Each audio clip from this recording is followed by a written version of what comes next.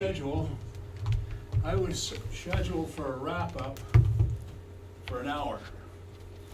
You don't want to listen to me for an hour, so I'm going to keep it short. How long Does seem like an hour.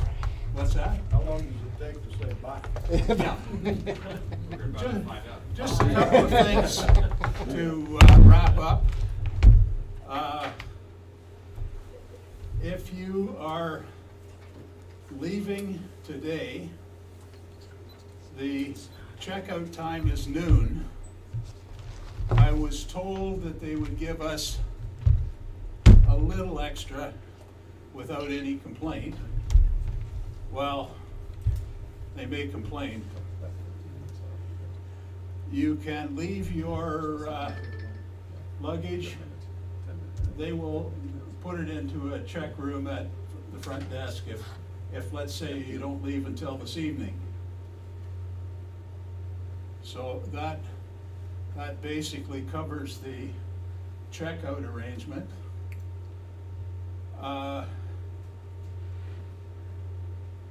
Lunch should be available at noon in the usual spot, and it's a repeat of the first lunch. In other words, hopefully it isn't the same sandwiches, that they're all fresh sandwiches, so. But it's a repeat of that particular style. I don't know what happened yesterday afternoon when the snack didn't show up, but when we get the bill, that is going to be mentioned that this has to be reduced. Now, if you have specific comments that you want to make to the board about location, programs for a future Warpstock, would you send it to me in an email, address it to president@warpstock.org. I will pass it on to the rest of the members of the board and we will discuss it. While I'm mentioning it, we had a discussion last night, lengthy discussion, about the future of Warpstock. Because we're at a point where numbers are getting so low that it may not be worth continuing. However, we're still looking at a Warpstock for 2019, but details of that will come out at some point in time. Keep checking the website, warpstock.org, and once we have something definite in place, we will send out the usual announcements over the many usual places that you find them. In specific details, after our discussions last night, I decided I don't want to burden you with those. So we're in discussion on what we do next year, and also where we go. As you have probably seen from the list I showed you at the start, we've been covering the North American continent pretty well. There are a few gaps, but there's bound to be gaps. The choice this year for Calgary, actually that came about because I was going over some past information when there were local groups, would try to host it, and one year, I can't remember whether it was Calgary or Edmonton, put in a request to host, but there were also a number of others and they weren't chosen. So that was the reason, and the key element for location is that there's a major airport, preferably a major hub, so that it makes it easier for people to get in. I think that's about as far as I need to go on the future. we'll let you know once we've decided. And it's an interesting discussion that we get into. So, look for an announcement. I will not say exactly when, preferably in the next couple months. But, as I say, we have a lot to discuss. Other than that, I hope that we've provided a good conference for you this year with interesting sessions.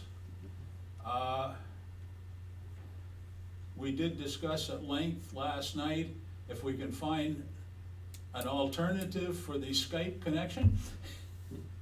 They were not the world's greatest connections that we had. There were dropouts and it was difficult to hear people. So I think we're going to look at that definitely in the future and see what alternative we can come up with. I hope this was a good choice for a hotel. I've personally found it quite acceptable, but that's just me. Price-wise, it was a good choice. Anyone coming from the United States, it was an even better choice because of the exchange rate on the dollar. I think your room, I looked it up the other day, and it'll come to about $90, plus or minus. $90 US, which isn't bad when you consider what a number of years ago we were paying $130 US for a room. So it was a good arrangement. As far as I'm concerned, if you have other concerns, please let us know. If you have suggestions for a future event, please send them to president@warpstock.org in an email, as detailed as you can make it, because that helps us come to a decision. And I really want to thank everyone for their attendance. This year we haven't had the usual chatter from the peanut gallery at the back and the phone calls coming in on a regular basis. So it's been peaceful that way. I like it to have it that way, especially, I know if I'm presenting, I don't like to have other people talking in the room, because that sort of kills my point. And the phone, ubiquitous phone is annoying when it interrupts. So I thank you for that. I hope all of you had a good experience here. Now, we did talk as a board about did we have anything to give away. As we used to, well, when IBM still was involved, we would get armloads of stuff. And we have fallen off over the years when there were a number of companies producing software for OS2. We would get copies that we could give away. They've disappeared. And other than the special that Arkanoy was running for Warpstock, I wasn't aware of any until a half an hour ago. Martin came up and presented me with this book on Ecuador, which is a series of panoramas of Ecuador. I haven't looked at it because it's sealed in plastic, so therefore you're getting a clean copy. Yeah. Untouched. And I don't have tickets this year to draw from, so I'm going to do it this way.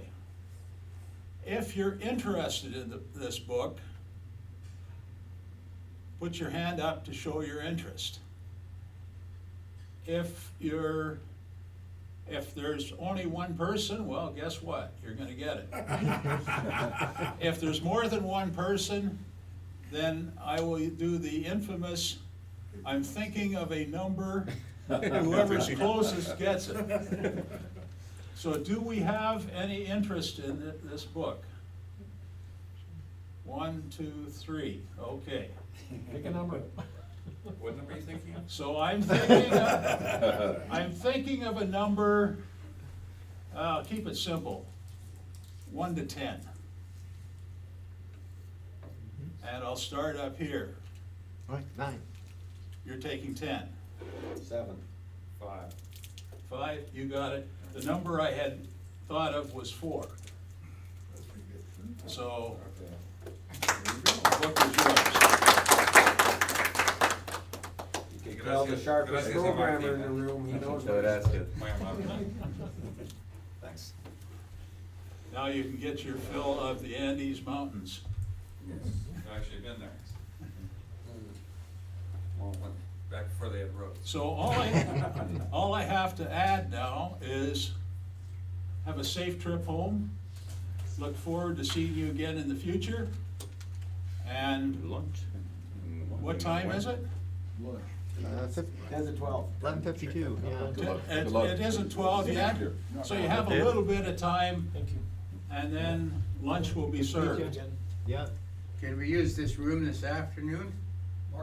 As long as it isn't booked for anything else, we have access to it. As long as it is, It's not booked for some other activity, okay, and I don't believe it is, but I can't say for sure. okay. If it is booked, somebody will come and kick us out. But we can make use of the room.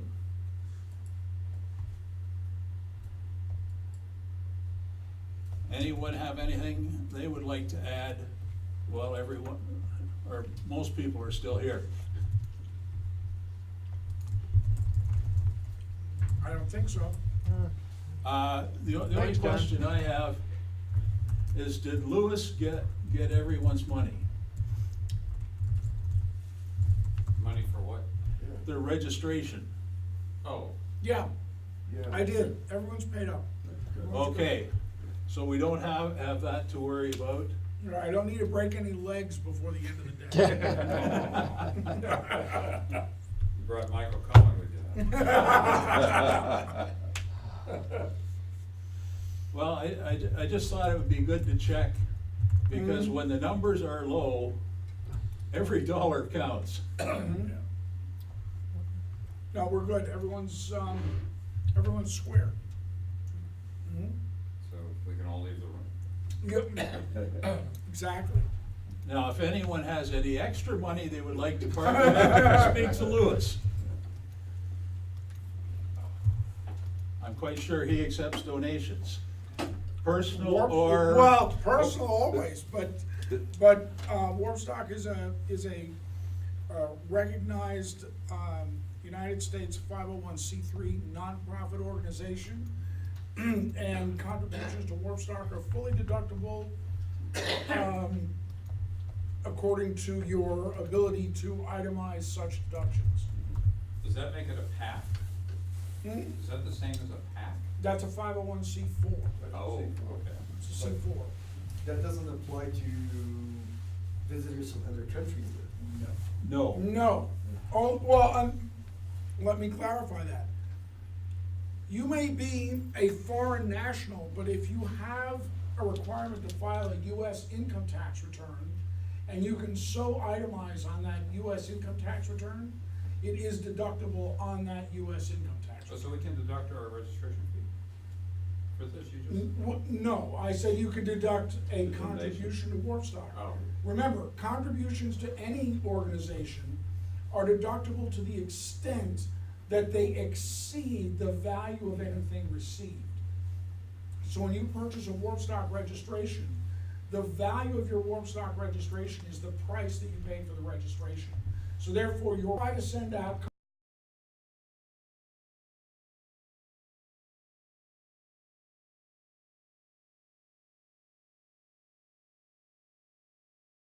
contribution letters before the end of the year. If you do contribute to Warpstock, and I don't send you a letter of, acknowledging your contribution, annoy me, and I will make sure that you get one. One thing too, while I think of it, if you're from Canada, we don't have a reciprocal arrangement on the donation Correct.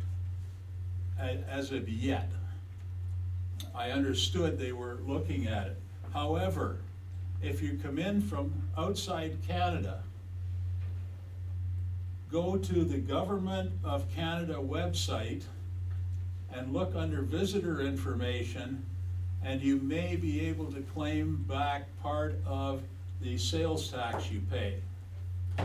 And Warpstock, as an organization, when we rent rooms, we have to pay the sales tax, and eventually we send the information to Charlottetown PEI, and eventually we get a check back from the Government of Canada for the amount of the sales tax. Now, I know meals, they only allow 50% of it, Correct. but, So we get back the room tax, is that potentially? Warpstock does. Warpstock. You may get some of it back since you've attended an event hosted by a not-for-profit organization with the majority of the attendees from outside of Canada. I don't know. Warpstock itself, though, does get a rebate for amounts that we pay, and the rebate varies between 50% and 100%, depending upon the type. So for food, it's 50%. For meeting room, tax in the meeting room, we get 100% of that. And our government didn't yet place a tariff on this activity. Not yet, not yet. It's coming soon. So file. Coming soon. Anyways, as I say, check the Government of Canada web pages and look for visitor information. Does Anne of Green Gables show up at the money? No, John, just another thing, we have